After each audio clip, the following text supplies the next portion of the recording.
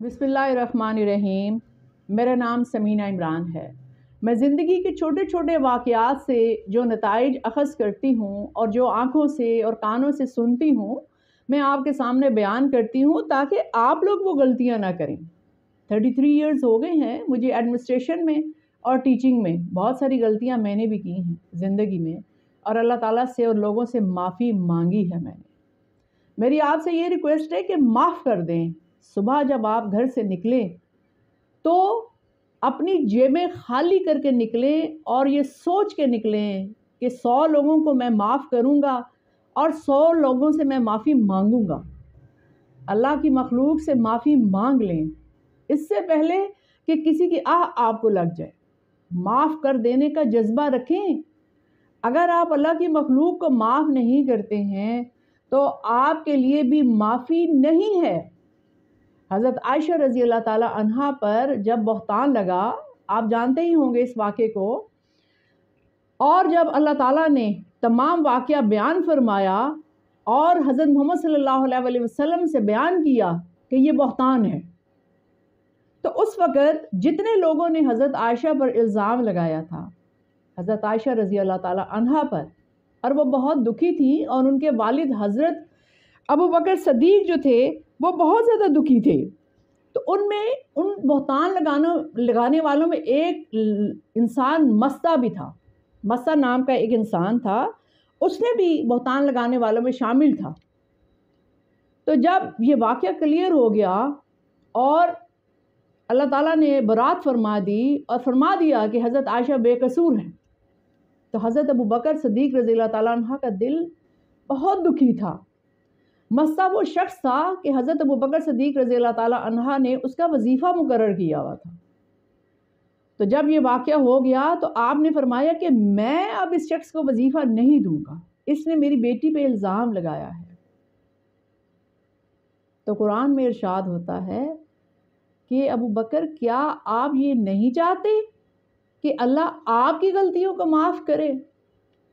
अगर आप लोग ये चाहते हैं कि अल्लाह ताला आपको माफ़ कर दें तो आप लोगों की गलतियों को माफ़ कर दें। आप देखें कितनी बड़ी बात है कि हज़रत आयशा रज़ी अल्लाह ताला अन्हा जो हज़रत अबू बकर सिद्दीक़ की बेटी थी, उन पे इल्ज़ाम बहतान लगाया, नबी करीम सल्लल्लाहु अलैहि वसल्लम की ज़ौजा पे इल्ज़ाम लगाया, और फिर भी अल्लाह ताला कुरान में इरशाद कर रहे हैं कि आप माफ़ कर दें। तो आप सोचें कि माफ़ करना कितना ज़रूरी है।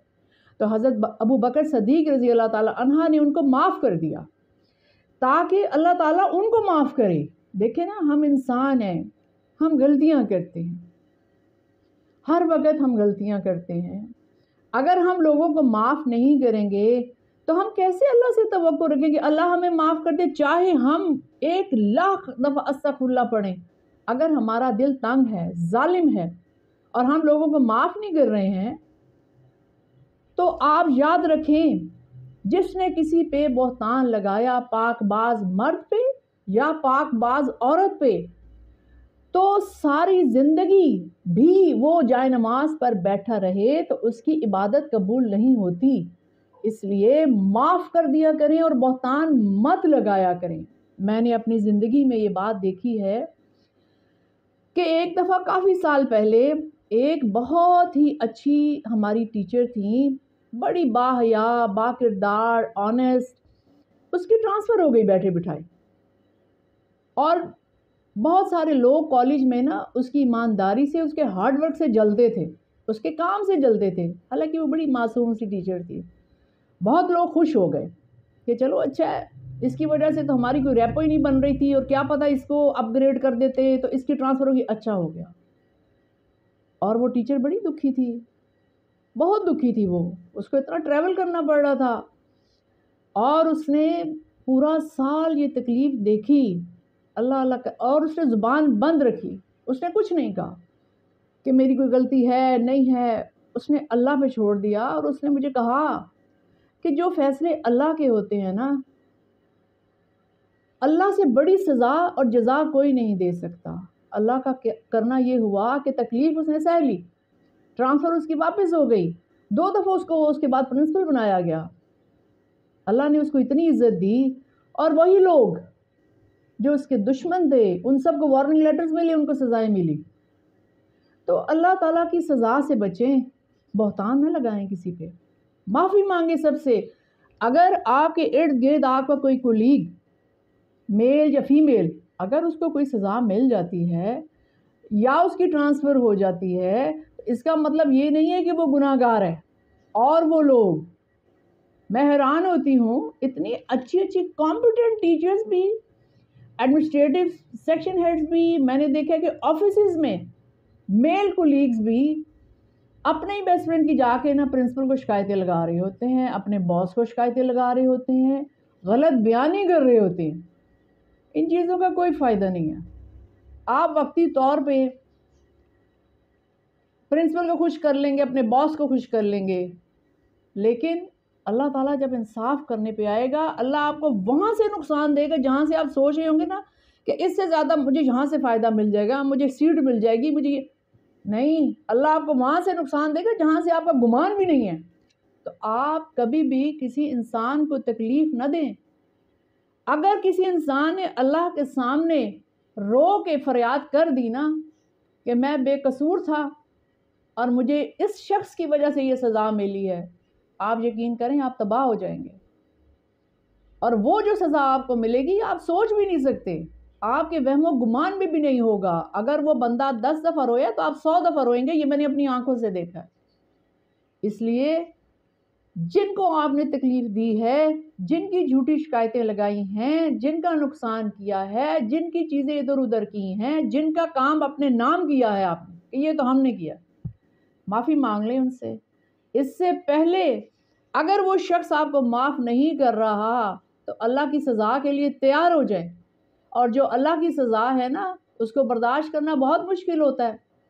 بہت سال پہلے ایک بڑی نیک خاتون نے مجھ سے کہا کہ آپ اللہ سے انصاف نہ مانگا کریں، اللہ کا انصاف بہت سخت ہے، آپ اللہ سے معافی مانگا کریں اور اللہ سے کہا کریں کہ لوگوں کو ہدایت دے۔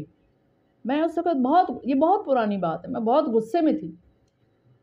میں نے کہا کہ میں تو اتنی ہارڈ ورکنگ، اتنی آنیسٹ، اور فلاں نے یہ کیا تو فلاں نے وہ کیا تو مجھے یوں نقصان دیا، اور میں اتنی بیمار ہو گئی، میرا بی پی شوٹ کر گیا۔ لیکن اس نے کہا کہ آپ ان کو معاف کر دیں، اللہ سے انصاف نہ مانگیں، اور میں رو رو کے اللہ سے انصاف مانگتی تھی۔ لیکن جب ان لوگوں کو سزائیں ملیں تو میں اللہ کے آگے گڑ گڑانے لگی کہ اللہ میں نے معاف کیا، آپ بھی معاف کر دیں، میرے سے ان کی تکلیف نہیں برداشت ہو رہی۔ خدا وہ سزائیں دیتا ہے کہ انسان سوچ بھی نہیں سکتا۔ اللہ کی سزا سے بچیں، اور روزانہ سونے سے پہلے اللہ سے دعا کریں کہ اے اللہ میں نے سب کو معاف کیا، جس نے مجھے تکلیف دی ہے میں نے سب کو معاف کیا، اے اللہ تعالیٰ مجھے معاف کر دے۔ اور اگر آپ کو پتہ ہے کہ فلاں شخص نے آپ کو نقصان دیا ہے تو آپ اللہ سے صرف ہدایت مانگیں، اور آپ نے جس کو نقصان دیا ہے خدا کے لیے اس سے معافی مانگیں، آپ اس سے معافی مانگیں۔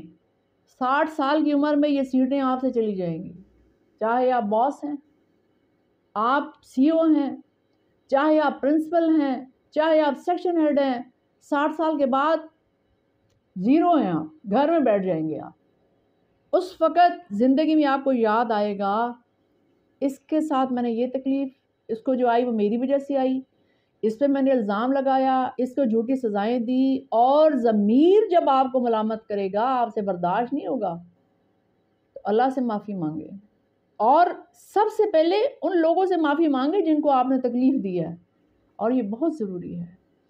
آپ چاہے جتنی مرضی نمازیں پڑھ لیں، عمرے کر لیں، حج کر لیں، جب تک انسان آپ کو معاف نہیں کرے گا جن کو آپ نے تکلیف دی ہے، آپ کے لیے کوئی معافی نہیں ہے۔ انسانوں کو تکلیف نہ دیں، یہ گناہ کبیرہ، یہ سب سے بڑا گناہ ہے۔ عبادت بہت ضروری ہے، نماز بہت ضروری ہے، لیکن یقین کریں کہ ان سب چیزوں سے زیادہ ضروری ہے کہ آپ اللہ کی مخلوق کو تنگ نہ کریں۔ میری آپ سے ریکویسٹ ہے، اس سے پہلے کہ آپ کی نماز پڑھی جائے آپ سب سے معافی مانگ لیں، جن جن کو آپ نے تنگ کیا ہے، آپ کو پتہ ہوتا ہے کہ اس کو میں نے تنگ کیا ناجائز، آپ معافی مانگ لیں، تاکہ اللہ جی آپ کو معاف کر دیں۔ انسانوں سے معافی پہلے مانگیں، پھر اللہ سے معافی مانگیں۔ اگر انسان معاف کر دیں گے تو اللہ تو رحیم ہے، اللہ آپ کو معاف کر دیں گے، لیکن آپ پہلے انسانوں سے معافی مانگیں کہ ہم نے، اور ایڈمٹ کریں کہ ہم نے آپ کا یہ نقصان کیا ہے، ہم شرمندہ ہیں، ہمیں معاف کر دیں۔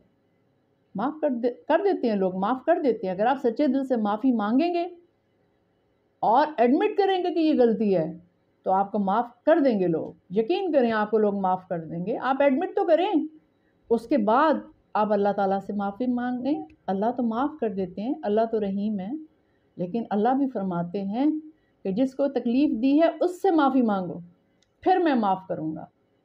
مجھے امید ہے کہ میری بات آپ کو سمجھ آئے گی کہ معافی مانگنا کتنا ضروری ہے۔ معافی مانگیں آپ۔ بہت بہت شکریہ۔